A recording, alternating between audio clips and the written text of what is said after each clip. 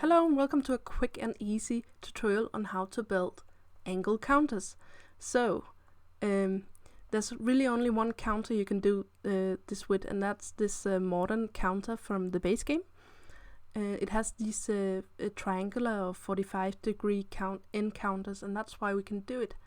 It takes a bit of maneuvering and moving them around to get it to work. It doesn't just click in place like it would normally do when you place counters. It would be nice if it did, but it doesn't. So, with a bit of patience, you can get this angle counter look without having any glitching, like you would with other counters, and without having anything sticking out the back wall. So really, that's all there is to it. bb.moveobjects and a bit of patience. Oh, look here, it was a bit overlapping. There we go. Yeah, perfect. So, if you were to do it with some of the other counters, for instance, let's try with this one. Maybe not put it in the wall. There, come on. There we go.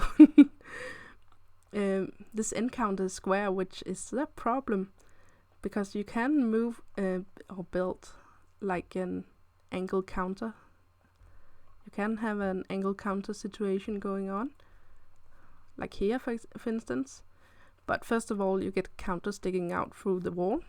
That's not very nice. You get a lot of glitching. That's not very nice either.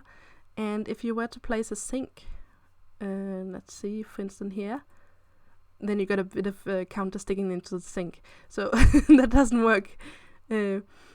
So what if you want to build an angle counter that sort of crosses three walls? Well, you can do that. I have an example here. But as you can see, there's a bit of glitching, because the problem is a counter takes up one square, and we actually only have two square, like two half squares and one full square here. So you have three counters, which takes up one square each, having to fit into two squares. So that's why there's a bit of a glitch here. But if you can live without the back wall on these, then you can save some space and avoid any glitching.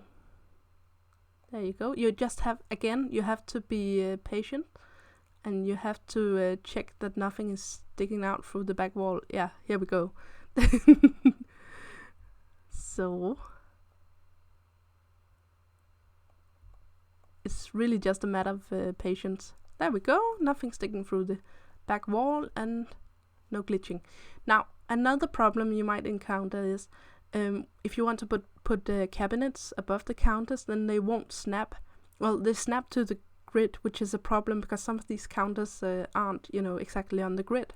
You have moved them a bit; they're a bit to the side, so they don't fit. For instance, the counter we have here in the middle fits perfectly on this diagonal. It fits on the grid, so the cabinet above it does too. It's no problem.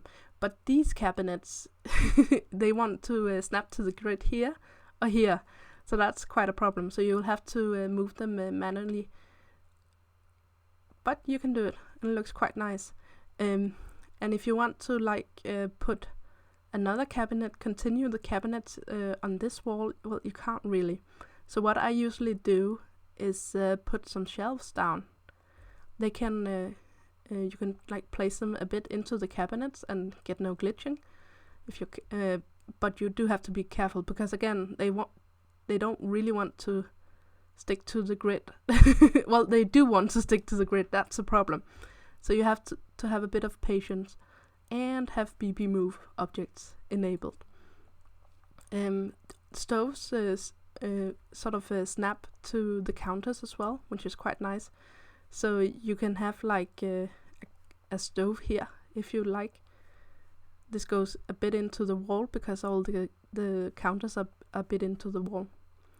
And that's, you just again have to be aware that again this stove is not on the grid. So you have to move, for instance, if you want to put this stove hood above it, then you have to move it manually as well. Yeah, so that's basically it. bb.moveobjects, patience. That's what you need. And the base game. That's all you need for this. I hope you enjoyed. And have a nice day. Oh, and subscribe if that's something you want to do.